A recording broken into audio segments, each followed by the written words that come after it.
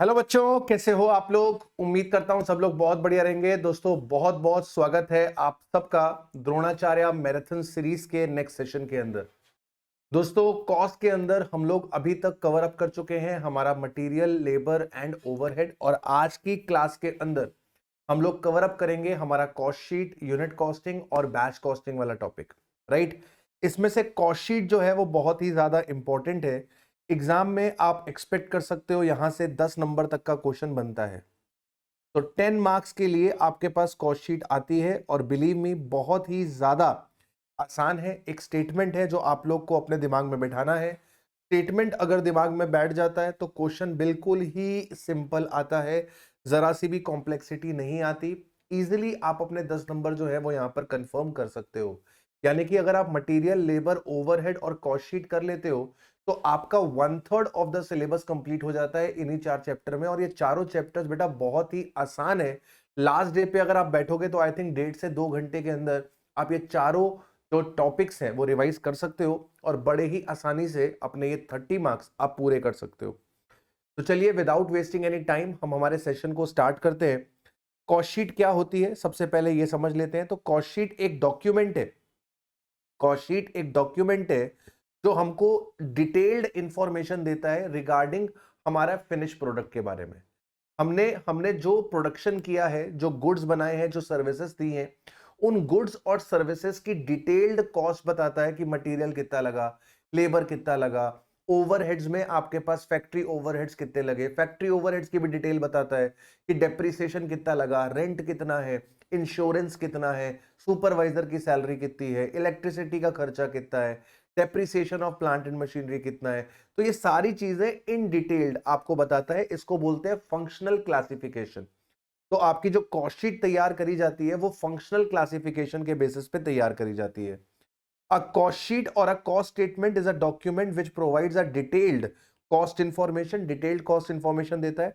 और ये जो कॉस्ट इंफॉर्मेशन है इसको प्रेजेंट करा जाता है फंक्शनल क्लासिफिकेशन के बेसिस पे। फंक्शनल क्लासिफिकेशन का मतलब क्या हो गया कि सर आपका बताया जाता है इसमें मटेरियल कितना लगा है, इसमें डायरेक्ट मटेरियल कितना लगा है, इसमें डायरेक्ट लेबर कितनी लगी है, इसमें डायरेक्ट एक्सपेंसेस कितने लगे हैं, इसमें ओवरहेड्स कितने लगे हैं, ओवरहेड्स में आपके फैक्ट्री के ओवरहेड्स कितने हैं, आपके एडमिन ओवरहेड कितने हैं, आपके सेलिंग ओवरहेड कितने हैं, आपके डिस्ट्रीब्यूशन ओवरहेड कितने हैं। This is what, this is your functional classification. तो फंक्शनल क्लासिफिकेशन के बेसिस पे इसको तैयार किया जाता है। कॉस्ट शीट के अपने हेड्स भी होते हैं। कॉस्ट शीट के हेड्स भी होते हैं बेटा। हेड्स ऑफ कॉस्ट शीट क्या है सर? हेड्स है यहां पर हमारे पास प्राइम कॉस्ट, हेड्स है हमारे पास यहां पर प्राइम कॉस्ट, हेड्स है हमारे पास फैक्ट्री कॉस्ट, हेड्स है हमारे पास कॉस्ट ऑफ प्रोडक्शन, हेड्स है हमारे पास कॉस्ट ऑफ गुड्स सोल्ड, और हेड है हमारे पास कॉस्ट ऑफ सेल्स। तो इसके बेसिस पे आपकी कॉस्ट शीट तैयार होती है। तो कॉस्ट शीट हेड्स के बेसिस पे डिवाइडेड रहेगी। कॉस्ट शीट हेड्स के बेसिस पे डिवाइड रहेगी। हर एक हेड का हम इंफॉर्मेशन देंगे कि प्राइम कॉस्ट कितनी है हमारे पास, फैक्ट्री कॉस्ट कितना निकल कर आ रहा है हमारे पास, कॉस्ट ऑफ प्रोडक्शन कितना निकल कर आ रहा है हमारे पास, कॉस्ट ऑफ गुड्स सोल्ड कितना निकल कर आ रहा है हमारे पास, कॉस्ट ऑफ सेल्स कितनी निकल कर आ रही है। राइट, तो कॉस्ट शीट के हेड्स हो गए prime cost, factory cost, cost of production, cost of goods sold, cost of sales. और इसके फंक्शनल क्लासिफिकेशन हो गया direct material, direct labour, direct expenses, overheads. Overheads में फैक्ट्री ओवरहेड्स, आपका administration overhead, selling overhead and distribution overhead. अब sir cost sheet का proforma क्या है? कॉस्ट शीट का परफॉर्मा क्या है? तो राजा बेटा अगर आप डायरेक्ट मटेरियल कंज्यूम्ड को, डायरेक्ट वेजेस को और डायरेक्ट एक्सपेंसेस को, अगर आप इन तीनों को प्लस कर देते हो, डायरेक्ट मटेरियल कंज्यूम्ड को, डायरेक्ट वेजेस को, डायरेक्ट एक्सपेंसेस को, अगर आप इन तीनों को प्लस कर देते हो तो आपके पास प्राइम कॉस्ट निकल कर आ जाती है। अब सर डायरेक्ट मटेरियल कंज्यूम्ड कैसे निकाला जाएगा? तो डायरेक्ट मटेरियल कंज्यूम्ड ऐसे निकाला जाएगा कि आपको रॉ मटेरियल जो आपने परचेज किया है उसका वैल्यू फाइंड करना पड़ेगा। रॉ मटेरियल परचेज की वैल्यू में आपको ऐड करना पड़ेगा ओपनिंग स्टॉक, लेस करना पड़ेगा क्लोजिंग स्टॉक। और अगर आपका कोई स्क्रैप हो गया है, मटेरियल मटेरियल वेस्ट हो गया है, रॉ मटेरियल अगर वेस्ट हो गया है और उसको आप बेच देते हो, तो जो आपको मनी रियलाइज होगा उस वेस्ट ऑफ मटेरियल को सेल करके उसे आप मटेरियल की कॉस्ट में से माइनस कर दोगे। तो सर आपने जो रॉ मटेरियल परचेज किया है उसकी वैल्यू निकालनी पड़ेगी। वैल्यू कैसे निकलेगी? ये मटेरियल वाले चैप्टर में देखा था आपने कि ट्रेड डिस्काउंट है तो उसको माइनस कर देना, अगर आपके पास फ्रेट इनवर्ड है तो उसको ऐड कर देना, सप्लायर के प्रीमाइसेस से अपने प्रीमाइसेस तक अगर आपने गुड्स लेकर आए हैं और उसका इंश्योरेंस करवाया है तो उसको ऐड कर देना, अगर जीएसटी पे किया है और उसका आईटीसी नहीं मिल रहा है तो उसको मटेरियल की कॉस्ट का पार्ट बना लेना, अगर आपको कोई सब्सिडी ग्रांट इंसेंटिव मिल रही है तो वो माइनस कर देना। तो जो चीज आपने मटेरियल वाले चैप्टर में सीखी थी वही चीज आपको यहां पर भी करनी है। तो जो रॉ मटेरियल आपने परचेज किया है इसमें आप ऐड कर दोगे ओपनिंग स्टॉक, इसमें से लेस कर दोगे आप क्लोजिंग स्टॉक। कैरेज इनवर्ड अगर आपने पे किया है तो वो आपका ऐड हो जाएगा। इंश्योरेंस और अदर एक्सपेंडिचर जो डायरेक्टली एट्रीब्यूटेबल है टू प्रोक्योरमेंट, मतलब खरीदने से लेकर, उसको ऐड कर देंगे। ड्यूटीज एंड टैक्सेस को ऐड कर देंगे अगर आपको आईटीसी अवेलेबल नहीं है। लेस कर देंगे recovery from the sale of scrap of raw material, तो जो रॉ मटेरियल खराब हो गया वहां से जो आपके पास निकल कर आ रहा है वो माइनस कर दोगे। और एबनॉर्मल लॉस हुआ है अगर रॉ मटेरियल का तो उसकी जो कॉस्ट है उसको भी यहां पर माइनस कर दोगे, क्योंकि ये जो कॉस्ट ऑफ एबनॉर्मल लॉस है ये कहां पर जाएगा? ये cost of abnormal loss directly costing PL में चला जाएगा। ये डायरेक्टली आपका कॉस्टिंग पीएल के अंदर चला जाएगा। अब इसके बाद इसके अंदर आप डायरेक्ट वेजेस ले लोगे या फिर डायरेक्ट एम्प्लॉय की कॉस्ट ले लोगे। तो अब ये कैसे निकलेगी? ये भी आप लोगों ने सीखा था लेबर के अंदर कि सर इसके अंदर बेसिक आ जाएगा, इसके अंदर डीए आ जाएगा, इसके अंदर बोनस आ जाएगा, इसके अंदर अदर अलाउंसेस आ जाएंगे, इसके अंदर परक्यूजिट्स आ जाएगा, इसके अंदर जो एम्प्लॉयर का कॉन्ट्रीब्यूशन है टू रिटायरमेंट बेनिफिट्स जैसे पीएफ, ईएसआई, पेंशन फंड, वो सारी चीजें हम यहाँ पर ले लेंगे। wages, salary, allowances, incentive payments for overtime, bonus, employer contribution in PF, ESI और अदर बेनिफिट्स, इन सबको जोड़ देंगे तो डायरेक्ट वेजेस आ जाएंगे। फिर डायरेक्ट एक्सपेंसेस की बात करते हैं। इस वाली लिस्ट को एक बार अच्छे से रीड कर लीजिएगा क्योंकि यहां पर इंपॉर्टेंट चीजें निकल कर आती हैं। इसको अच्छे से एक बार रीड कर लेना। डायरेक्ट एक्सपेंसेस में क्या क्या निकल कर आता है? सर डायरेक्ट एक्सपेंसेस में निकल कर आता है, सबसे पहले अगर हम बात करें तो यहां पर निकल कर आती है आपके पास कॉस्ट ऑफ यूटिलिटीज, जैसे कि पावर एंड फ्यूल का खर्चा, जैसे कि पावर एंड फ्यूल का खर्चा। तो पावर फ्यूल का खर्चा आपका डायरेक्ट एक्सपेंस की कैटेगरी में आ जाता है।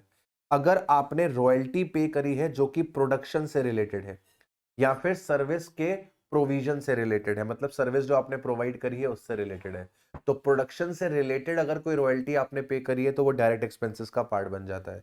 अगर मैन्युफैक्चरिंग करने के लिए आपने कोई स्पेसिफिक इक्विपमेंट हायर पे लिया है तो उसके जो हायर चार्जेस हैं वो भी डायरेक्ट एक्सपेंस बन जाते हैं। अगर आपने कोई टेक्निकल असिस्टेंस या फिर नो हाउ लिया है और उसके लिए आपने फीस पे किया है तो वो फीस आपके लिए डायरेक्ट एक्सपेंस बन जाती है। मोल्ड्स, पैटर्न्स, पेटेंट्स, बेसिकली जो इंटेंजिबल्स हैं, अगर उनकी जो एमोटाइज कॉस्ट है वो आपके लिए डायरेक्ट एक्सपेंस बन जाता है। अगर आपके पास प्रोडक्ट या सर्विस स्पेसिफिक कोई डिजाइन या ड्राइंग है तो वो आपके लिए डायरेक्ट एक्सपेंस हो जाता है। प्रोडक्ट और सर्विस स्पेसिफिक अगर आपके पास कोई सॉफ्टवेयर है तो वो आपके लिए डायरेक्ट एक्सपेंस बन जाता है। या फिर कोई भी अदर खर्चा जो डायरेक्टली प्रोडक्शन से रिलेटेड है उसे हम लोग क्या कर देंगे? डायरेक्ट एक्सपेंस की कैटेगरी में डाल देंगे। तो इसको एक बार अच्छे से रीड कर लीजिएगा क्योंकि यहाँ पे जो पॉइंट्स लिखे हैं वो आप लोग को दिए जाते हैं ताकि आप ये आइडेंटिफाई कर सको कि वो कहां पर आएंगे। तो एक बार ही आपकी प्राइम कॉस्ट आ गई, तो प्राइम कॉस्ट में अब आप क्या करोगे? प्राइम कॉस्ट में अब आप फैक्ट्री ओवरहेड्स को ऐड करोगे। फैक्ट्री ओवरहेड्स को अलग अलग नाम से जाना जाता है। इसको फैक्ट्री ओवरहेड्स के नाम से बुलाते हैं, वर्क्स ओवरहेड के नाम से भी बुलाते हैं, प्रोडक्शन ओवरहेड्स के नाम से भी बुलाते हैं और इसको मैन्युफैक्चरिंग ओवरहेड्स के नाम से भी बुलाते हैं, राइट। अब इसके अंदर क्या क्या आता है? सर जो स्पेयर्स एंड आपके स्टोर्स है उनकी जो कंज्यूमेबल वैल्यू है वो आ जाती है। जो प्लांट एंड मशीनरी इस्तेमाल हो रही है, फैक्ट्री की जो बिल्डिंग है उनका डेप्रिसिएशन आ जाता है। अगर आपने कोई प्रोडक्शन असेट लीज पे ली है तो उनका लीज रेंट आ जाता है। आपके plant and machinery factory building का रिपेयर मेंटेनेंस आ जाता है। आपकी plant and machinery factory building stock of raw material WIP का जो इंश्योरेंस होता है वो भी आपका फैक्ट्री कॉस्ट का पार्ट बन जाता है, मतलब फैक्ट्री ओवरहेड का पार्ट बन जाता है। ड्राइंग और डिजाइनिंग डिपार्टमेंट का जो खर्चा होता है वो फैक्ट्री ओवरहेड का पार्ट बन जाता है। इनडायरेक्ट एम्प्लॉयज की कॉस्ट, सुपरवाइजर की कॉस्ट, फैक्ट्री के वॉचमैन की कॉस्ट, ये आपके लिए फैक्ट्री ओवरहेड का पार्ट बन जाता है। जिग्स फिक्सचर्स की एमोटाइज कॉस्ट जो होती है वो आपके लिए फैक्ट्री ओवरहेड का पार्ट बन जाती है। Tool room, maintenance room, pollution control etcetera, ये जितने भी सर्विस डिपार्टमेंट्स हैं इनके जो खर्चे हैं वो भी आपके लिए फैक्ट्री ओवरहेड्स का पार्ट बन जाते हैं। जब प्राइम कॉस्ट में फैक्ट्री ओवरहेड्स को ऐड करते हैं तो हमारे पास निकल कर आता है ग्रॉस वर्क्स कॉस्ट या फिर gross factory cost. Gross factory cost में ओपनिंग डब्ल्यूआईपी ऐड कर देते हैं, क्लोजिंग डब्ल्यूआईपी माइनस कर देते हैं, आपके पास निकल आती है factory cost. Gross factory cost में ओपनिंग और क्लोजिंग डब्ल्यूआईपी का जब एडजस्टमेंट कर देते हैं तो हमारे पास निकल कर आ जाती है फैक्ट्री कॉस्ट। फैक्ट्री कॉस्ट में हम लोग ऐड करते हैं क्वालिटी कंट्रोल का खर्चा, ऐड करते हैं रिसर्च डेवलपमेंट का खर्चा, ऐड करते हैं एडमिनिस्ट्रेटिव ओवरहेड जो कि प्रोडक्शन से रिलेटेड है। दो तरीके के एडमिनिस्ट्रेटिव ओवरहेड होंगे, एक होंगे जनरल और एक होंगे प्रोडक्शन रिलेटेड। प्रोडक्शन रिलेटेड वालों को फैक्ट्री कॉस्ट में ऐड करते हैं ताकि सीओपी निकाली जा सके, और जो जनरल वाले होते हैं वो कॉस्ट ऑफ गुड्स सोल्ड में ऐड होते हैं ताकि कॉस्ट ऑफ सेल्स निकाली जा सके। तो जो प्रोडक्शन से रिलेटेड एडमिनिस्ट्रेटिव ओवरहेड है वो यहां पर ऐड हो जाएंगे। इसके अलावा अगर आपका कोई माल खराब हो गया जो रॉ मटेरियल की स्टेज से आगे निकल चुका है लेकिन अभी फिनिश गुड बना है या नहीं बना, मतलब प्रोडक्शन वेस्ट की बात कर लेते हैं। तो अगर आपका कोई प्रोडक्शन वेस्ट है और वहां से आपके पास कुछ रिकवरी होती है, प्रोडक्शन वेस्ट है, ये पेन बना था, ये पेन में थोड़ा सा डिफेक्ट आ गया, खराब हो गया, अब ये स्क्रैप की तरह जाएगा। ये पेन बनाया था, ये पेन थोड़ा सा खराब हो गया, इसकी निब टूटी हुई निकली, अब ये पेन बन नहीं सकता, रिपेयर नहीं हो सकता, ठीक नहीं हो सकता, ये गुड यूनिट्स की तरह डील नहीं किया जाएगा, ये स्क्रैप की तरह डील किया जाएगा, इसको कबाड़ी वाला लेके जाएगा। तो सर ये जो पेन खराब हो गया ये रॉ मटेरियल नहीं है, रॉ मटेरियल की स्टेज से आगे निकल चुका है और ये फिनिश गुड बन के खराब हो चुका है। तो अब ये जो सेल ऑफ स्क्रैप है ये आपकी फैक्ट्री कॉस्ट में से माइनस करी जाएगी कॉस्ट ऑफ प्रोडक्शन निकालने के लिए। जो प्राइमरी पैकिंग है उसे ऐड कर दिया जाएगा कॉस्ट ऑफ प्रोडक्शन को निकालने के लिए। दो तरीके की पैकिंग आएंगी, एक आएगी प्राइमरी पैकिंग और एक आएगी सेकेंडरी पैकिंग। प्राइमरी पैकिंग को अपन क्या करेंगे, प्राइमरी पैकिंग को अपन इंक्लूड करेंगे कॉस्ट ऑफ प्रोडक्शन निकालने के लिए, और जो सेकेंडरी पैकिंग है उसको अपन इंक्लूड करेंगे, उसको अपन इंक्लूड करेंगे कॉस्ट ऑफ सेल्स निकालने के लिए। ठीक है, तो फैक्ट्री कॉस्ट के अंदर क्वालिटी कंट्रोल का खर्चा ऐड होता है, रिसर्च एंड डेवलपमेंट का खर्चा ऐड होता है, एडमिनिस्ट्रेटिव ओवरहेड्स जो कि प्रोडक्शन से रिलेटेड है वो ऐड होते हैं, प्राइमरी पैकिंग ऐड होती है और इसमें से लेस किया जाता है आपका credit for recoveries of scrap और बाय प्रोडक्ट, आपके पास सीओपी आ जाती है। सीओपी के अंदर आप ऐड कर देते हो ओपनिंग फिनिश गुड, लेस कर देते हो क्लोजिंग फिनिश गुड, आपके पास कॉस्ट ऑफ गुड सोल्ड निकल कर आ जाता है, राइट। अब कॉस्ट ऑफ गुड सोल्ड के अंदर जो आपके जनरल एडमिनिस्ट्रेटिव ओवरहेड है जो कि प्रोडक्शन से रिलेटेड नहीं है उनको ऐड किया जाता है। मतलब ऑफिस की जो बिल्डिंग है उसका रेंट, ऑफिस के बिल्डिंग का डेप्रिसिएशन, ऑफिस में जो असेट्स लगी हुई है उनका डेप्रिसिएशन, ऑफिस में जो असेट्स है उनका रिपेयर मेंटेनेंस, ऑफिस में जो असेट्स है उनका इंश्योरेंस, ऑफिस में जो एम्प्लॉइज काम करते हैं उनकी सैलरी, राइट। तो depreciation and maintenance of building, furniture of corporate और general management, salary of administrative employees, accountants, directors, secretaries, auditors, auditors को भी जो सैलरी मिलती है वो भी एडमिनिस्ट्रेटिव ओवरहेड का पार्ट होती है। Rent, rate, taxes, insurance, lighting, office expenses, indirect material जैसे प्रिंटिंग एंड स्टेशनरी खर्चा, ऑफिस सप्लाई का खर्चा, legal charges, audit fees, corporate office के खर्चे जैसे डायरेक्टर की सिटिंग फीस, डायरेक्टर का रेम्युनरेशन, कमीशन और मीटिंग एक्सपेंसेस वगैरह। इसके बाद इसमें ऐड कर देंगे सेलिंग ओवरहेड। सेलिंग ओवरहेड में क्या आ जाएगा, सेलिंग डिपार्टमेंट्स में जो लोग काम करते हैं उनकी सैलरी, सेलिंग डिपार्टमेंट अगर अलग है तो उसकी बिल्डिंग का डेप्रिसिएशन, उसका रेंट, राइट, उसका maintenance, rent, depreciation, maintenance and other cost related with the sales department, advertisement का खर्चा, वेबसाइट मेंटेन खर्च करने का खर्चा, रिसर्च करने का खर्चा, मार्केट रिसर्च करने का खर्चा।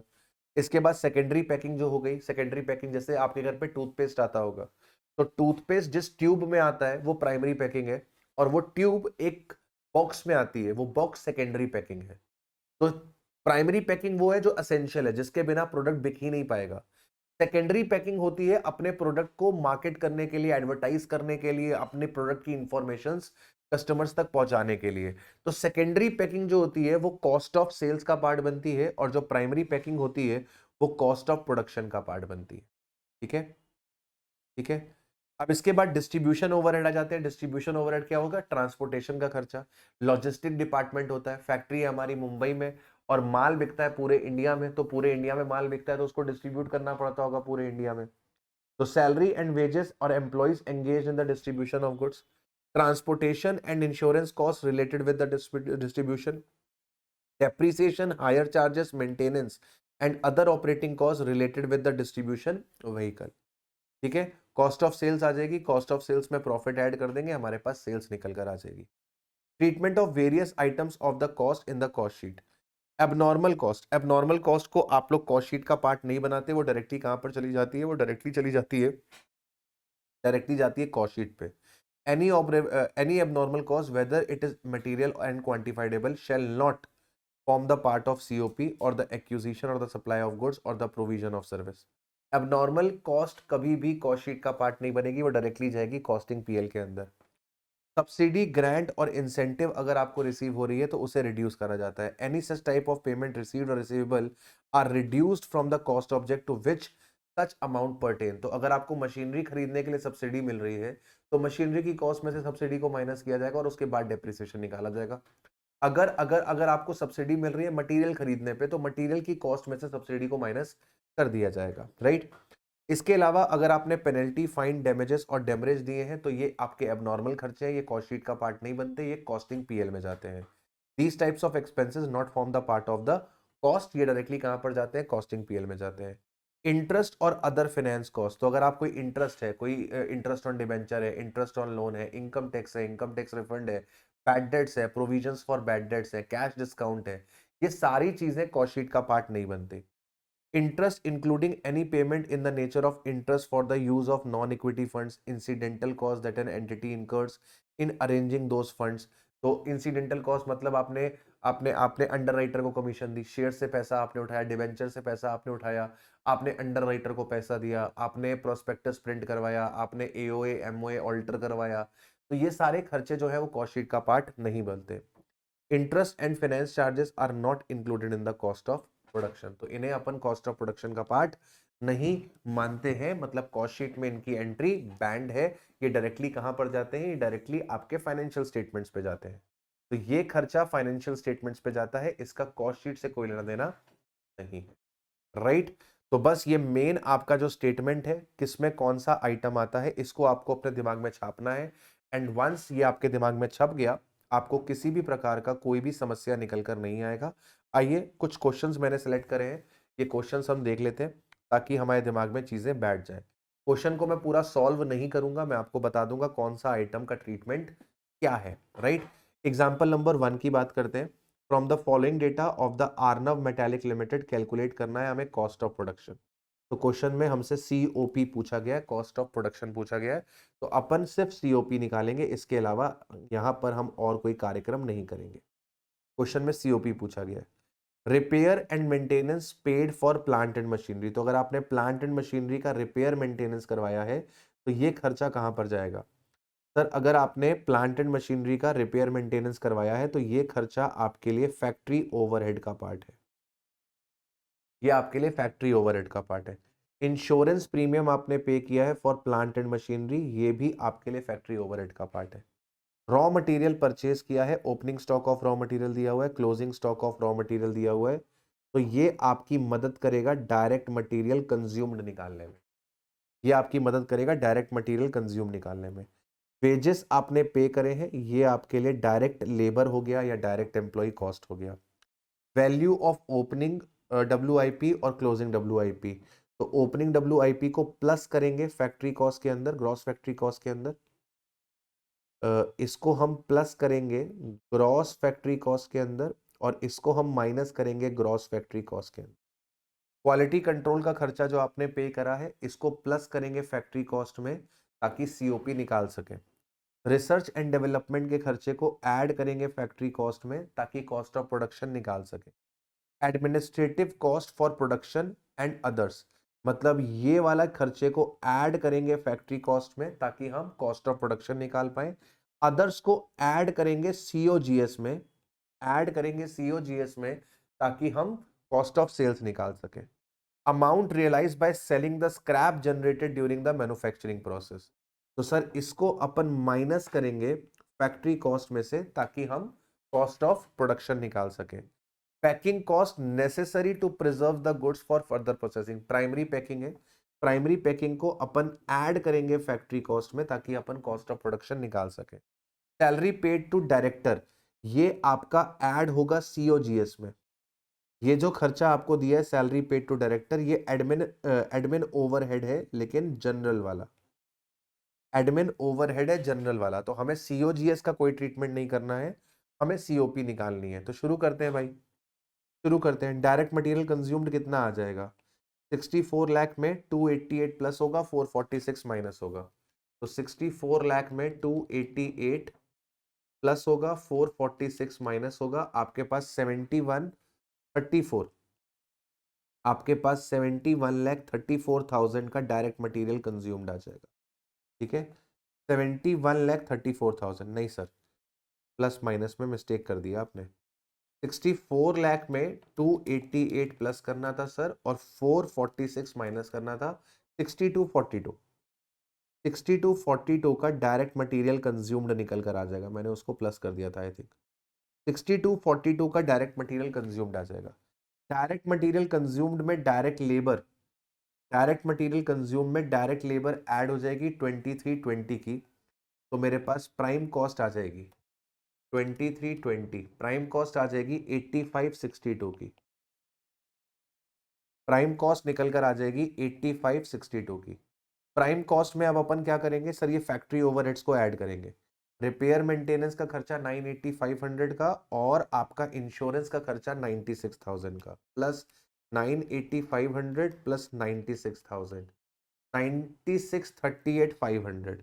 आपके पास ग्रॉस फैक्ट्री कॉस्ट आ जाएगी 96,38,500, और इसमें हम ओपनिंग ओपनिंग प्लस कर देंगे WIP और क्लोजिंग माइनस कर देंगे, तो 4,06,000 प्लस कर देंगे और 6,02,100 इसमें से माइनस कर देंगे। तो आपके पास फैक्ट्री कॉस्ट निकल कर आएगी 94,42,400, 94,42,400, 94,42,400। इन्होंने इन्होंने इन्होंने इन्होंने इन्होंने इन्होंने अलग तरीके से किया हुआ है, कोई बात नहीं, कोई बात नहीं, कोई बात नहीं। फैक्ट्री कॉस्ट आ जाएगी 94,42,400। अब हमने किनका किनका काम कर लिया उनको मैं हटा देता हूँ। सर हमने इसका काम कर लिया, हटा दो इसको। सर हमने इसका भी काम कर लिया, हटा दो इसको। सर हमने इसका भी काम कर लिया, हटा दो इसको। इसका भी कार्यक्रम कर दिया, इसका भी कार्यक्रम कर दिया, इसका भी कार्यक्रम कर दिया, सर इसका भी कार्यक्रम कर दिया, और सर आपने इसका भी कार्यक्रम कर दिया। ठीक है, इनका कार्यक्रम हो चुका है। अब सर आपके पास फैक्ट्री कॉस्ट आ चुकी है। ये वाला 86,000 92,600 आप प्लस कर दोगे फैक्ट्री कॉस्ट में। ये वाला 9 लाख भी आप प्लस कर दोगे फैक्ट्री एंड प्रोडक्शन से रिलेटेड वाले एडमिनिस्ट्रेटिव ओवरहेड, और आप 10,200 प्लस कर दोगे और 9,200 माइनस कर, तो 86,000 प्लस होगा, 92,600 प्लस होगा, 9 लाख प्लस होगा, 10,200 भी प्लस होगा, और 9,200 माइनस होगा। आपके पास COP निकल कर आएगा, COP निकल कर आएगा 1 करोड़ नहीं 94,42,400 plus 86,000 plus 92,600 plus 9 lakh plus 9 lakh plus 9 lakh plus 10,200 minus 92, 10,52,000, 1 crore 5,22,000, 1 crore 5,22,000 आपके पास कॉस्ट ऑफ प्रोडक्शन निकल कर आएगी। 1 करोड़ 5,22,000 आपके पास कॉस्ट ऑफ प्रोडक्शन निकल कर आएगी। ठीक है, तो PC आपके पास आएगी 8562 की, ग्रॉस फैक्ट्री कॉस्ट आपके पास आएगी 96,38,500 की, फैक्ट्री कॉस्ट आएगी 94,42,400 की, और COP निकल कर आएगी आपके पास 1 करोड़ 5,22,000। इसी तरीके से अब एग्जांपल नंबर 2 पे चलते हैं। एग्जांपल नंबर 2 पे the following details are available from the books of R limited for the year ended 31 March 2020। Question की डिमांड है कि हमें प्रिपेयर करनी है कॉस्ट शीट। क्वेश्चन की डिमांड है हमें प्रिपेयर करनी है कॉस्ट शीट, तो पूरा कॉस्ट शीट यहाँ पर बनेगा। परचेस ऑफ रॉ मटेरियल, तो परचेस ऑफ रॉ मटेरियल आपके लिए डायरेक्ट मटेरियल कंज्यूम निकालने में काम आएगा। कंज्यूमेबल्स मटेरियल आपके लिए डायरेक्ट एक्सपेंसेस होता है। कंज्यूमेबल मटेरियल डायरेक्ट एक्सपेंसेस होता है। स्टोर्स एंड स्पेयर्स आपके लिए फैक्ट्री ओवरहेड होते हैं। डायरेक्ट वेजेस, ये तो गिवन ही है direct wages. Carriage inward direct material consumed निकालने में काम आएगा। Wages to foreman and store keeper, ये फैक्ट्री ओवरहेड है आपका। Other indirect wages to factory staff, ये भी फैक्ट्री ओवरहेड है आपका। एक्सपेंडिचर ऑन R&D, R&D को हम लोग प्लस करेंगे फैक्ट्री कॉस्ट में सीओपी निकालने के लिए। सैलरी टू अकाउंटेंट्स, ये आपके लिए एडमिन ओवरहेड है जनरल वाले। एम्प्लॉयर कंट्रीब्यूशन टू ईपीएफ और ईएसआई डायरेक्ट लेबर निकालने में काम आएगा। Cost of power and fuel direct expenses. Production planning के एक्सपेंसेस, प्रोडक्शन प्लानिंग के एक्सपेंसेस मतलब administrative overhead related to production, administrative overhead related to production मतलब कि इसको आप ऐड करोगे फैक्ट्री कॉस्ट में सीओपी को निकालने के लिए। सैलरी टू डिलीवरी स्टाफ, ये आपके लिए डिस्ट्रीब्यूशन ओवरहेड है। इनकम टैक्स आपका इंक्लूड नहीं किया जाता है कॉस्ट शीट के अंदर। Fees to statutory auditor, cost auditor, independent auditor, ये आपके लिए एडमिन ओवरहेड है जनरल वाले।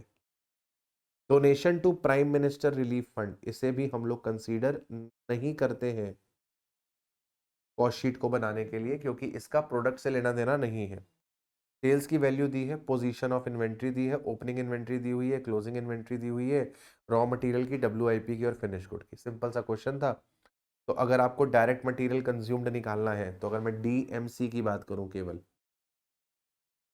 केवल मैं DMC की बात करूं, तो मेरे पास 84 लाख है। मैं 84 लाख में DMC में कैरेज इनवर्ड 170 to 600 प्लस कर दूंगा। इसके बाद मैंने ये ले लिया, मैंने ये ले लिया। इसके बाद DMC में जो ओपनिंग वाला मेरे पास है रॉ मटेरियल 6,20,000, इसको प्लस कर दूंगा। क्लोजिंग वाले को 460 को माइनस कर दूंगा। 620 माइनस 460, मेरे पास DMC डायरेक्ट मटेरियल कंज्यूम्ड 8732,600 आ जाएगा।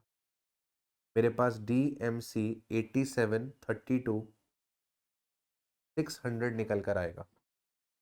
8732,600 का DMC निकल कर आ गया। DMC के बाद मेरे को डायरेक्ट लेबर चाहिए। जो जो हो रहे हैं वो मैं काटता जा रहा हूँ, जो जो हो रहे हैं वो मैं काटता जा रहा हूँ।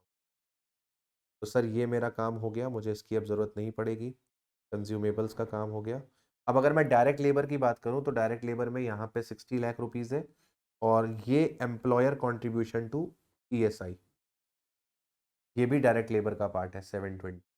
तो मेरे पास डायरेक्ट वेजेस जो निकलेंगे वो निकलेंगे 6720, वो निकलेंगे 6720। और अगर मैं डायरेक्ट एक्सपेंसेस की बात करूं, तो डायरेक्ट एक्सपेंसेस में कंज्यूमेबल्स आ जाएंगे 480 के। इसके अलावा और कोई डायरेक्ट एक्सपेंसेस नहीं है, इसके अलावा और कोई डायरेक्ट एक्सपेंस नहीं है। 480 आपके पास ये निकल। तो सर जी 8732,600 प्लस 6720 प्लस 480, 1,59,32,600, 1,59,32,600, ये आपके पास प्राइम कॉस्ट निकल कर आएगी। ये आपके पास प्राइम कॉस्ट निकल कर आएगी। Sir cost of power and fuel भी था, cost of power and fuel भी था डायरेक्ट एक्सपेंस में, ये रहा लिखा है पर प्लस करना भूल गए। 28 लाख। तो डायरेक्ट एक्सपेंसेस में 3280 आ जाएगा, डायरेक्ट एक्सपेंसेस में 3280 आ जाएगा।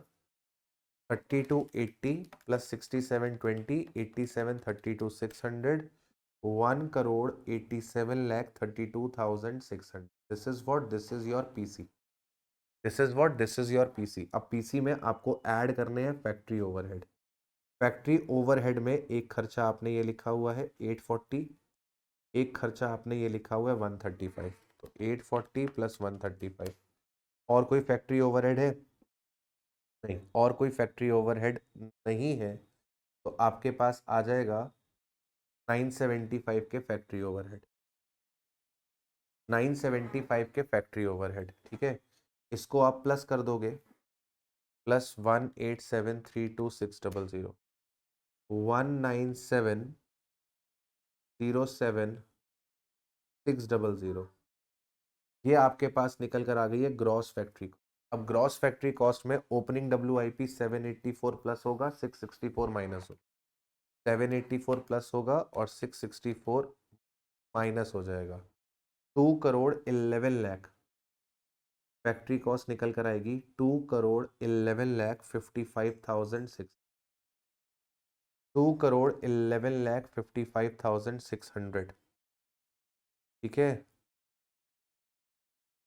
187,32,600 प्लस 975, फिगर गलत लिख दी क्या, 784 प्लस करना था, 1,9,187,32,600 plus 975, 1 plus 784 minus 660, plus minus में मिस्टेक हो रही है भाई, 198,198,27600, 198,27600, ये आपके पास फैक्ट्री कॉस्ट आ गई। फैक्ट्री कॉस्ट में अब आपको ऐड करने हैं ये वाले खर्चे, ऐड करने हैं ये वाले खर्चे। ये जो मैंने लिखा हुआ है प्रोडक्शन प्लानिंग का खर्चा, ये 1260 ऐड हो जाएगा, 1260 ऐड हो जाएगा। रिसर्च एंड डेवलपमेंट वाला खर्चा ये ऐड हो जाएगा 960 का, तो 960 ये ऐड करोगे और 1260 ये ऐड करोगे। और कुछ है भाई, और कुछ दिख रहा है? नहीं दिख रहा है सर। सर 960 और 1260 ये आपने ऐड कर दिया, आपके पास COP क्रैप है क्या, क्रैप रियलाइज हुआ था क्या यहाँ पे? यहाँ पे स्क्रैप रियलाइज नहीं हुआ था। 2,20,47,600, 2,20,47,600 COP आ जाएगी, 2,20,47,600 COP आ जाएगी। ओपनिंग फिनिश गुड 1440 प्लस होगा, 980 माइनस हो जाएगा, 1440 प्लस होगा, 980 माइनस हो जाएगा। आपके पास कॉस्ट ऑफ गुड्स सोल्ड निकल कर आएगा 2,25,07,600 का आपके पास COGS निकल कर आ जाएगा। COGS के अंदर अब आप लोग को ऐड करने रहेंगे salary to accountant, fees to statutory auditor, cost auditor, independent auditor, और आपके पास ऐड करने के लिए रहेगा ये डिलीवरी स्टाफ का खर्चा। ये 3 खर्चे आपको और ऐड करने हैं, तो आपके पास कॉस्ट ऑफ सेल्स आ जाएगी। कॉस्ट ऑफ सेल्स में से सेल्स को माइनस कर देंगे, हमारे पास प्रॉफिट निकल कर आ जाएगा। कॉस्ट ऑफ सेल्स में हम लोग सेल्स को माइनस करेंगे, प्रॉफिट निकल कर आ जाएगा। एग्जाम्पल नंबर 3 पे चलते हैं। एग्जाम्पल नंबर 3 क्लासिक एग्जाम्पल है, कई बार एग्जाम में पूछा जा चुका है। इस वाले क्वेश्चन में आपके पास सबसे पहले परचेस की इंफॉर्मेशन गिवन नहीं होती है। आपको सबसे पहले इस क्वेश्चन के अंदर परचेस फाइंड करना होता है। परचेस आपके पास पहले निकलता है वर्किंग नोट बना के, और उसके बाद आपकी कॉस्ट शीट तैयार होती है। Following details are provided by Jiya for the quarter ended this. आपको डायरेक्ट एक्सपेंसेस दिए हुए हैं, डायरेक्ट वेजेस दिए हुए हैं, जो कि फैक्ट्री ओवरहेड का 175% है। मतलब जो फैक्ट्री ओवरहेड है उसका 175% अगर आप करेंगे तो आपके पास 257,250 आएगा, 257,250 आएगा। यानी कि अगर फैक्ट्री ओवरहेड्स निकालने हो, 257,250 को 175% से डिवाइड करेंगे, फैक्ट्री ओवरहेड आपके पास 147 के आ जाएंगे। क्वेश्चन में आपको कॉस्ट ऑफ गुड्स सोल्ड दिया हुआ है, सेलिंग एंड डिस्ट्रीब्यूशन का खर्चा दिया हुआ है, सेल्स का खर्चा दिया हुआ है, एडमिनिस्ट्रेटिव ओवरहेड फैक्ट्री ओवरहेड का 10% है। फैक्ट्री ओवरहेड 147 है, 147 का 10% होता है 14,700। स्टॉक की डिटेल दी हुई है, रॉ मटेरियल का ओपनिंग क्लोजिंग, WIP का ओपनिंग क्लोजिंग, फिनिश गुड का ओपनिंग। पूरा क्वेश्चन अगर आप ढंग से पढ़ लो तो आपको क्वेश्चन में कहीं पर भी रॉ मटेरियल परचेस नहीं दिया हुआ, और जब तक रॉ मटेरियल परचेस नहीं दिया हुआ तब तक रॉ मटेरियल कंज्यूम्ड नहीं निकल पाएगा, और जब तक रॉ मटेरियल कंज्यूम नहीं निकलेगा, प्राइम कॉस्ट नहीं निकलेगी, फैक्ट्री कॉस्ट नहीं निकलेगी, COGS नहीं निकलेगा, कॉस्ट ऑफ सेल्स और प्रॉफिट भी नहीं। तो सबसे पहला काम आपको क्या करना पड़ेगा, रिवर्स कैलकुलेशन करनी पड़ेगी। रिवर्स कैलकुलेशन कैसे होगी? रिवर्स कैलकुलेशन ऐसे होगी कि आपको COGS पता है, तो आप COGS को पकड़ेंगे, COGS में क्लोजिंग वाला फिनिश गुड को प्लस करेंगे, ओपनिंग वाला फिनिश गुड को माइनस करेंगे, आपके पास कॉस्ट ऑफ प्रोडक्शन आ जाएगी।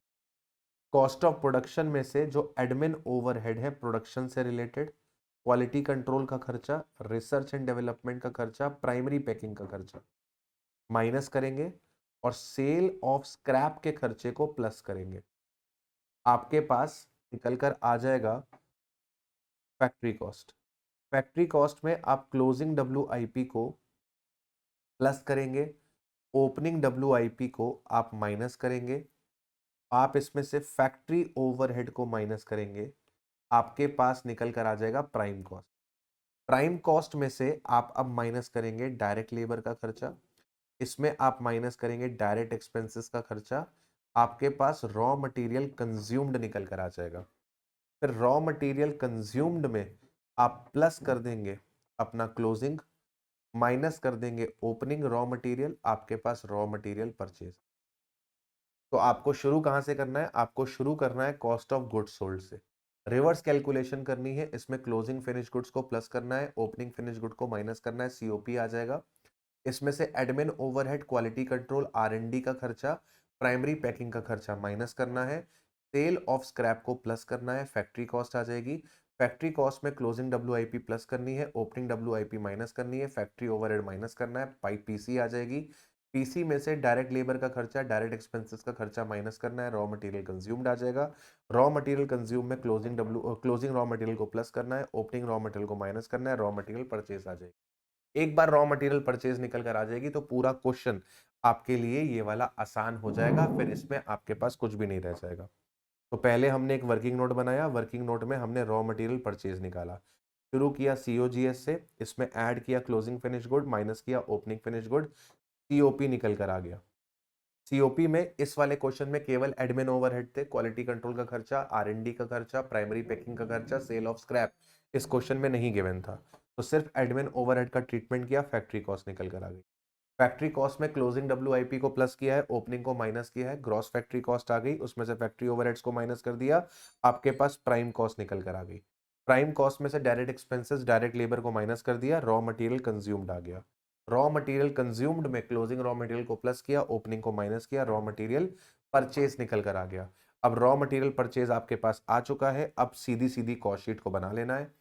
रॉ मटेरियल परचेज में ओपनिंग रॉ मटेरियल को ऐड करिए, क्लोजिंग को माइनस करिए, रॉ मटेरियल कंज्यूम्ड, लेबर को ऐड करिए, एक्सपेंसेस को ऐड करिए, पीसी में फैक्ट्री ओवरहेड को ऐड करिए, ओपनिंग डब्ल्यूआईपी को ऐड करिए, क्लोजिंग डब्ल्यूआईपी को माइनस करिए, फैक्ट्री कॉस्ट में एडमिन ओवरहेड, क्वालिटी कंट्रोल का खर्चा, आर&डी का खर्चा, प्राइमरी पैकिंग खर्चा ऐड करिए, सेल ऑफ स्क्रैप को माइनस करिए, आपके पास कॉस्ट ऑफ प्रोडक्शन में ओपनिंग फिनिश गुड्स को प्लस करिए, क्लोजिंग फिनिश गुड को माइनस करिए, कॉस्ट ऑफ गुड्स सोल्ड में general admin overhead, selling and distribution overhead, secondary packing को ऐड करिए, कॉस्ट ऑफ सेल्स में प्रॉफिट को ऐड करिए, आपके पास सेल्स निकल कर आ जाए।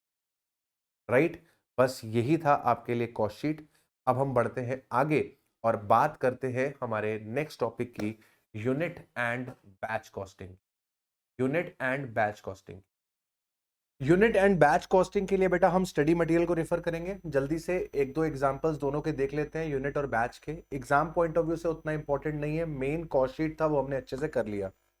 यूनिट कॉस्टिंग क्या है सर? जब हम एक जैसे प्रोडक्ट बना रहे होते हैं तो वहां पर जब हम उसकी कॉस्ट निकालते हैं एक यूनिट की, तो उसको बोलते हैं आपका यूनिट कॉस्टिंग, या फिर इसको हम बोलते हैं सिंगल या फिर आउटपुट कॉस्टिंग। जैसे मान लीजिए आप ये वाली बॉटल्स बना रहे हो बहुत सारी, ठीक है, आप ये वाली बॉटल्स बना रहे हो बहुत सारी, सारी की सारी बॉटल्स आइडेंटिकल है, राइट, बहुत सारी बॉटल्स बन रही हैं, हमारी मैन्युफैक्चरिंग प्लांट है, वहां पे थाउजेंड्स ऑफ इस तरीके की बॉटल बनती है, राइट। तो यहां पर अगर हमें इस एक बॉटल की कॉस्ट निकालनी है तो उसके लिए अपन किसका इस्तेमाल कर रहे होंगे? अपन इस्तेमाल कर रहे होंगे हमारी यूनिट कॉस्टिंग का। Unit costing is that method of costing where the output produced is identical. जो आउटपुट प्रोड्यूस्ड है वो आइडेंटिकल है, कुछ भी चेंज नहीं है उसमें, and each unit of output requires the identical cost. This method of costing finds application in the industries like paper, cement, steelwork, mining और breweries. यहाँ पर बेसिकली आपको क्या करना रहता है? यहाँ पर बेसिकली आपको एक यूनिट की कॉस्ट फाइंड करनी रहेगी, या फिर एक यूनिट का आपको सेलिंग प्राइस, एक यूनिट का प्रॉफिट आपको बताना रहेगा। तो यहां पर हम कॉस्ट शीट बनाएंगे और उस कॉस्ट शीट को पर यूनिट में कन्वर्ट करते जाएंगे। कॉस्ट शीट के अंदर टोटल आउटपुट का डेटा आता है, यूनिट कॉस्टिंग के अंदर एक यूनिट को बनाने का खर्चा आता है। तो एक यूनिट बनाने की मटेरियल, एक यूनिट को बनाने का लेबर का खर्चा, एक यूनिट का ओवरहेड, एक यूनिट का प्रॉफिट, एक यूनिट का सेलिंग प्राइस। तो यहां पे सारा का सारा कार्यक्रम एक यूनिट पे हो रहा होगा। इलस्ट्रेशन नंबर 1 देखिए, बिल्कुल ही इजी सा क्वेश्चन है। The following data relates to the manufacturing of standard product during the 4 week ended 28 Feb. Raw material consumed 4 lakh, wages 240, machine hour 3200, machine hour rate 40, 3200 और 40 का मल्टीप्लाई कर देंगे, हमारे पास ओवरहेड्स आ जाएंगे। ऑफिस के ओवरहेड वर्क्स कॉस्ट का 10% है।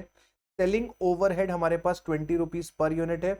Unit produced and sold 10,000, 10,000 units बनाई गई हैं और बेची गई हैं। You are required to find out the cost per unit and the profit of the 4 week ended 28 Feb. तो हमें बताना है कि एक यूनिट को बनाने का खर्चा क्या है, साथ के साथ हमको यह बताना है कि 4 हफ्ते का प्रॉफिट क्या है। तो यहाँ पे आप कॉस्ट शीट बनाओगे 4 हफ्ते की और उसके साथ एक कॉलम और ऐड कर दोगे कॉस्ट पर यूनिट का। तो ये टोटल वाला हिसाब हो गया, ये आपका टोटल वाला हिसाब हो गया, ये आपका कॉस्ट पर यूनिट हो गया। बिल्कुल सिंपल है। 4 लाख रुपए का मटेरियल पे खर्चा आया है, 10,000 यूनिट्स बनाई है, 4 लाख को 10,000 से डिवाइड कर दिया 40। 240 का लेबर का खर्चा आया, 10,000 से डिवाइड कर दिया 24। प्राइम कॉस्ट 6,40,000 आ रही है 10,000 यूनिट्स की, तो एक यूनिट की हो गई 64। इसके बाद 128 आपका खर्चा आ रहा है मैन्युफैक्चरिंग ओवरहेड्स, ये आपका 10,000 यूनिट्स का है, एक यूनिट का हो गया 12.80। फैक्ट्री कॉस्ट आ गई आपके पास 76.80 एक यूनिट की।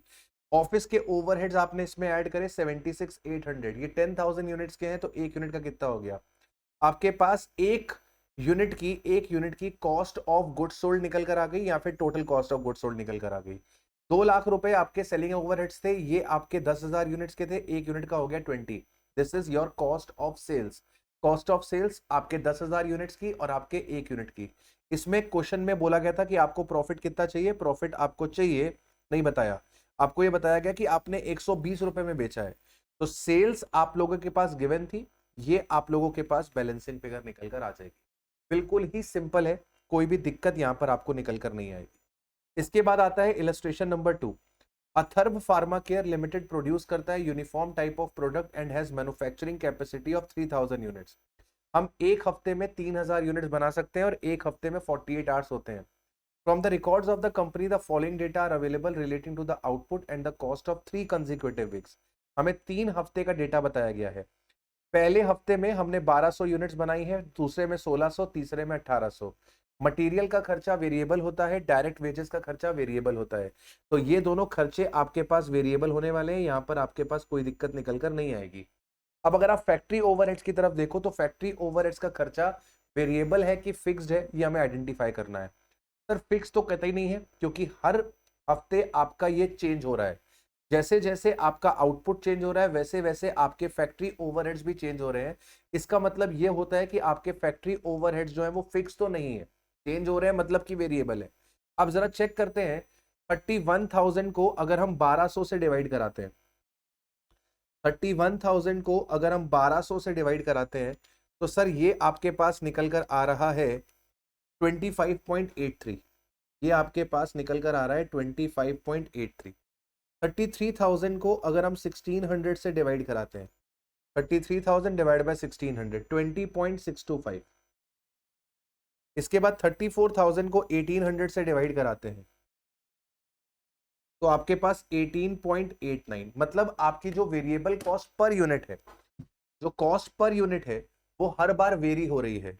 आपकी 1200 पे फैक्ट्री ओवरहेड की कॉस्ट पर यूनिट 25.83 आ रही है, 1600 पे 20.625 आ रही है और 1800 पे 18.89 आ रही है।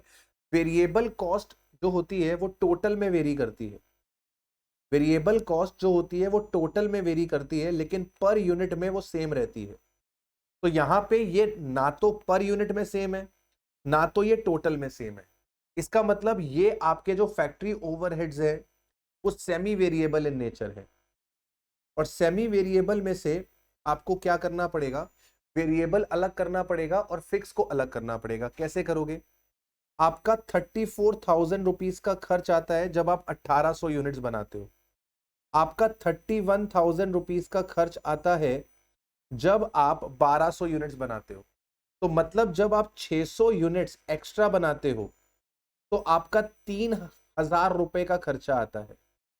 जब आप 600 यूनिट्स एक्स्ट्रा बनाते हो, 1200 से 1800 जाते हो, तो खर्चा 31 से 34 पहुंच जाता है।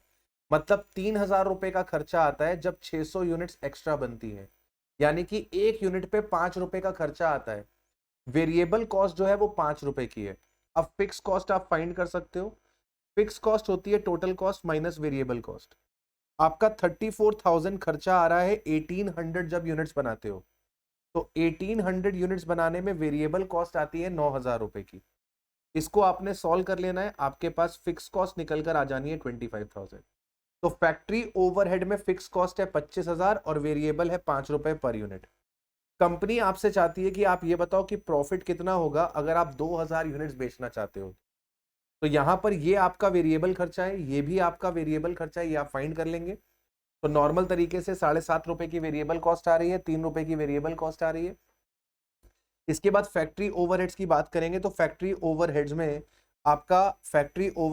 आपका 5 रुपए पर यूनिट, 5 रुपए पर यूनिट आपके पास निकल कर आएगा वेरिएबल, 5 रुपए पर यूनिट निकल कर आएगा वेरिएबल, और 25,000 आपके पास निकल कर आ जाएगा फिक्स्ड, राइट। इसको आप यूज कर लेना यहाँ पे 2000 यूनिट्स पे, 2000 यूनिट्स पे 5 रुपए का वेरिएबल का खर्चा आएगा प्लस 25,000 रुपए का फिक्स खर्चा आएगा, यानी कि आपकी फैक्ट्री ओवरहेड 35,000 की निकल कर आएगी। 35,000 की निकल कर आ रही है टोटल में, एक यूनिट में 17.5 रुपए की हो जाएगी। ठीक है बेटा, चलिए इसके बाद अगला कॉन्सेप्ट निकल कर आता है batch costing. Batch costing is very easy. यहाँ पर हम एक पर्टिकुलर बैच की कॉस्ट निकालते हैं जब प्रोडक्शन जो होता है वो लॉट्स में हो रहा होता है। आपका स्पेसिफिक ऑर्डर कॉस्टिंग है जहां पे आर्टिकल्स प्रोड्यूस करे जाते हैं लॉट्स पे, और जब आप कॉस्ट निकालते हो एक लॉट की इंस्टेड ऑफ एक यूनिट की, तो उसको अपन क्या बोलते हैं, बैच कॉस्टिंग। तो मान लो एक लॉट में अगर 50 यूनिट्स बन रही हैं, तो इंडिविजुअल यूनिट की कॉस्ट निकालने की जगह आप पूरे बैच की 50 यूनिट्स की जब कॉस्ट निकालते हो तो उसको बोलते हैं बैच कॉस्टिंग। तो करना यहां पर भी वही है, कॉस्ट शीट बनानी है, और कॉस्ट शीट किसकी बन रही होगी, कॉस्ट शीट बन रही होगी बैच की। इलस्ट्रेशन देखो ज्यादा क्लैरिटी मिलेगी। अर्नव कन्फेक्शनर्स है, ये ओन करते हैं bakery which is used to make bakery item like pastry, cakes, muffin. AC used to make most 50 units of any items at any time. तो ये मैक्सिमम 50 यूनिट्स बनाते हैं, यानी कि इनका जो बैच साइज है, वो 50 यूनिट्स का है। ठीक है, इनके पास एक कस्टमर्स का ऑर्डर आया है 600 मफिन्स बनाने का, मतलब कितने नंबर ऑफ बैचेस चलेंगे, कितने नंबर ऑफ बैचेस चलेंगे सर, अगर हमको 600 मफिन्स बनाने हैं और हम एक बार में 50 मफिन बनाते हैं तो हमारे 12 बैच चलेंगे। तो process a batch of 50 muffins, the following cost is incurred. ये एक बैच को बनाने का खर्चा है। एक बैच को बनाने में मटेरियल लगता है 500 रुपए का, वेजेस आते हैं 50 रुपए के, सेटअप कॉस्ट आती है 150 की। कंपनी एब्जॉर्ब करती है 20% प्रोडक्शन ओवरहेड डायरेक्ट वेजेस पे, और ऐड करती है 10% टोटल प्रोडक्शन कॉस्ट पे of each batch for selling, distribution and admin overhead.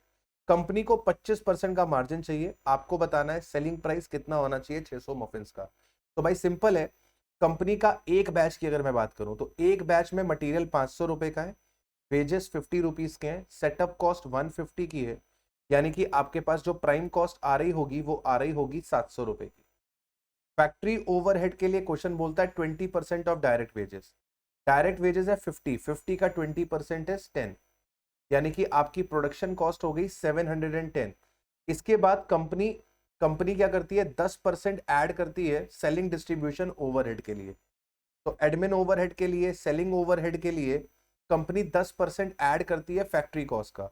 ये आपके पास फैक्ट्री कॉस्ट आ रही है 710, 710 का 10% 71, ये हो गया 781।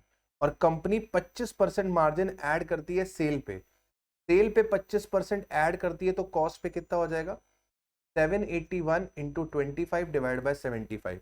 तो 781 का 1/3 260, 260.83 प्लस 781, आपके पास 1041.33 एक बैच का सेलिंग प्राइस आ जाएगा। ये आपके पास एक बैच का सेलिंग प्राइस निकल कर आ जाएगा। ठीक है मालिक, 1041.33 एक बैच का सेलिंग प्राइस निकल आएगा।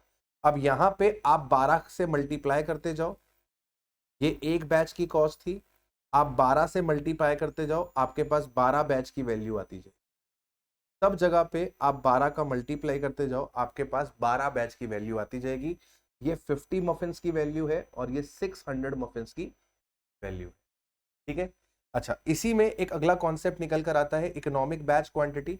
इकोनॉमिक बैच क्वांटिटी बिल्कुल वही है जो आपने इकोनॉमिक ऑर्डर क्वांटिटी में पढ़ा है मटेरियल में।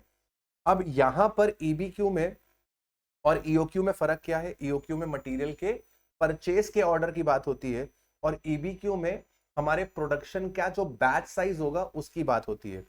ईबीक्यू का फॉर्मूला क्या होता है? 2ds अपॉन सी का अंडर रूट, 2ds अपॉन सी का अंडर रूट। यहाँ पे डी किसको रिप्रेजेंट करता है? डी रिप्रेजेंट करता है एनुअल डिमांड को, कि आपके प्रोडक्ट की एनुअल डिमांड कितनी है। एस किसको रिप्रेजेंट करता है? एस रिप्रेजेंट करता है आपके सेटअप की कॉस्ट को। और सी किसको रिप्रेजेंट करता है? वही carrying cost per unit per annum को। तो जो आप प्रोडक्शन कर रहे हो उस प्रोडक्शन को कैरी करने की, कॉस्ट कितनी है? एक यूनिट की, एक साल की। Carrying cost per unit per annum. EOQ के अंदर जब आप सी निकालते थे तो वो परसेंटेज ऑफ परचेस प्राइस होता था। यहां पे जब आप सी निकालोगे तो वो परसेंटेज ऑफ प्रोडक्शन कॉस्ट होगा। आपकी जो प्रोडक्शन की कॉस्ट है उसका परसेंटेज जो होगा वो आपके लिए सी बन जाएगा। ठीक है, अब इसके अलावा इसमें और कुछ है नहीं। यहां पर आपकी ओवरऑल जो प्रोडक्शन कॉस्ट आएगी, जो ईबीक्यू आपको बताएगा, वहां पे आपकी जो प्रोडक्शन कॉस्ट आएगी वो मिनिमम आएगी। मतलब ये वो लेवल होगा ईबीक्यू जहां पे आपकी जो सेटअप कॉस्ट है वो किसके बराबर होगी? वो आपके कैरिंग कॉस्ट के बराबर होगी। ठीक है, एग्जाम्पल देखना चाहो तो एग्जाम्पल आप यहां पर दे सकते हो। आपकी मंथली डिमांड 500 की है, एनुअल डिमांड कितनी हो जाएगी? एनुअल डिमांड हो जाएगी 6000। सेटअप करने का खर्चा 60 है, मैन्युफैक्चरिंग कॉस्ट पर यूनिट 20 है। 20 का 10%, 20 का 10% यानी कि 2 रुपए पर यूनिट पर एनम आपके पास कैरिंग कॉस्ट आ गई। ईबीक्यू निकालना है, इस फॉर्मूले में पुट कर दिया, ईबीक्यू निकाल लिया। अच्छा अच्छा, दो कॉन्जिक्यूटिव ऑप्टिमम रन्स के बीच में अगर आपको गैप बताना है तो क्या करना पड़ेगा?